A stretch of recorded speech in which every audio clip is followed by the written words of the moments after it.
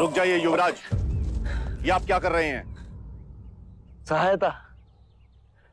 सहायता या पाप?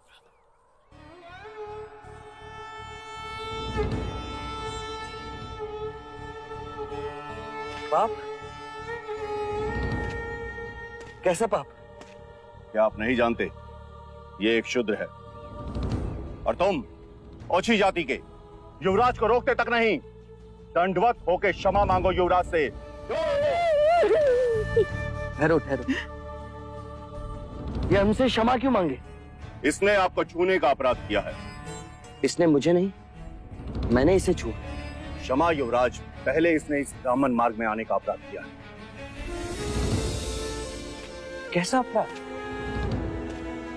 ये मार्ग सबके लिए है। ये सृष्टि, ये जल, वायु, मिट्टी, ये ईश्वर का अपराधी है और इसे दंड मिलना चाहिए।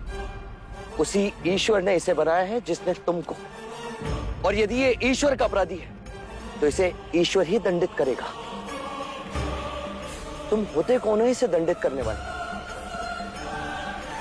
तुम केवल ब्राह्मण, अधिकारी नहीं। अधिकारी ईश्वर है। मत भूलो युवराज, हम इस सृष्टि पर ईश्वर का प्रतीक हैं, इस धरती पर भगवान का रूप हैं।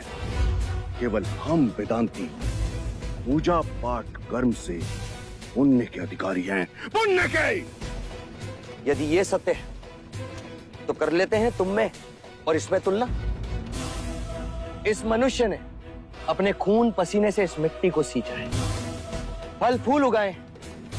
क्या तुम्हारे वेदांत इन्हें मुरझाने से रोक सकते हैं?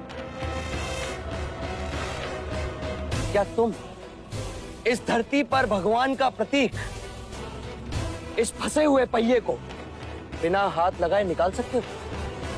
आप हमारा अपमान कर रहे हैं युवराज। अपमान तो आप इस मनुष्य का कर रहे हैं। मत भूलिए युवराज, आप धर्म पर विवाद कर रहे हैं, धर्म पर। मैं मनुष्यता को बचा रहा हूं विप्र। विवाद धर्म पर नहीं, धर्म के नाम पर उठ रही घृणा पर है। धर्म की सार्थकता संपूर्ण मानव जाति को एक करने में है, उसे जोड़ने में है, ना कि तोड़ने में। वर्ण कर्म के अनुसार, ना कि धर्म के अनुसार। धर्म सबसे श्रेष्ठ है युवराज, सबसे श्रेष्ठ, जो मनुष्यों को अपनी मर्यादाओं से परिचय करवाता है, परिचय करवाता है। उस धर्म को बनाया किसने? मनुष्य ने। हम कहते हैं कि हम सब मनु की संतान हैं, ब्रह्मा के वंशज। क्या कभी आपने शंकर की जाति पर पूछा है?